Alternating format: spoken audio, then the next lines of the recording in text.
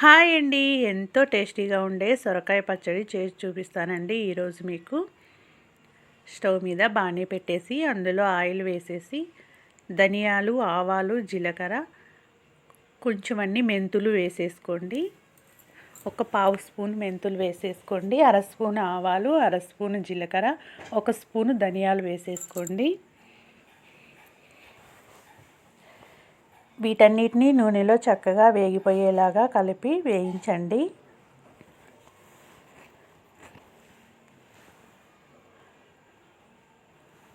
ఇవన్నీ వేగిపోయాయండి. ఇప్పుడు వీటిల్లో పచ్చిమిర్చి వేసేసుకుందాం. పచ్చిమిర్చిని సగానికి కట్ చేసేసుకొని వేసేసుకోండి. దీంతోపాటు కొంచెం అంతా కరివేపాకు కూడా వేసేసుకుందాం.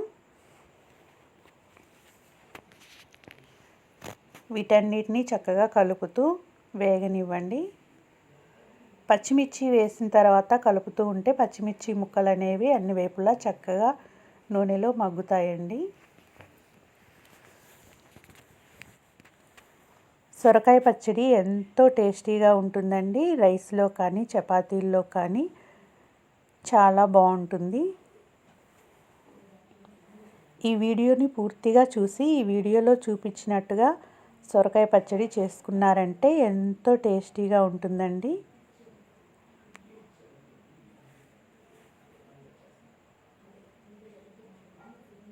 సొరకాయతో కూర, పులుసు అలా చేసుకుంటాం. సొరకాయ గారెలు అలా చేసుకుంటాం. కానీ సొరకాయ పచ్చడి మీలో ఎంతమందికి తెలుసో నాకు కామెంట్ చేయండి ఫ్రెండ్స్.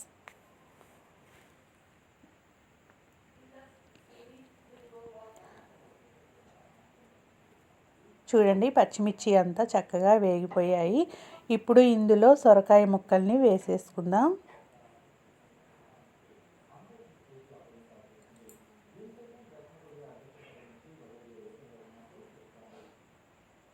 సొరకాయ ముక్కల్ని వేసేసుకొని మొత్తం కలిసేలాగా కలిపేసుకోండి.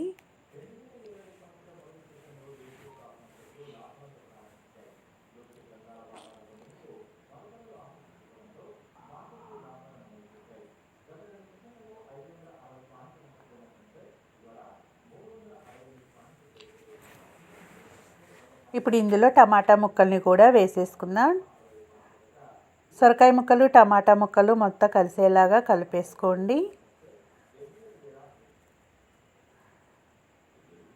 ఇప్పుడు ఇందులో చిటికెడు పసుపు వేసేసుకోండి. తగినంత ఉప్పు వేసేసుకుందాం.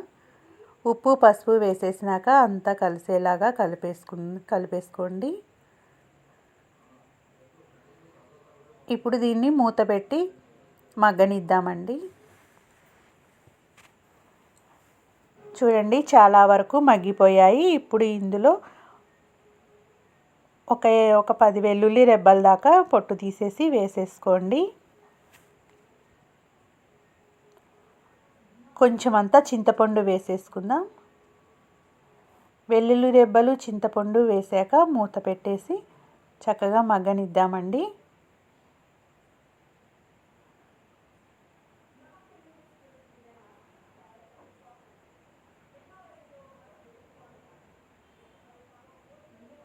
చూడండి, చక్కగా మగ్గిపోయాయి.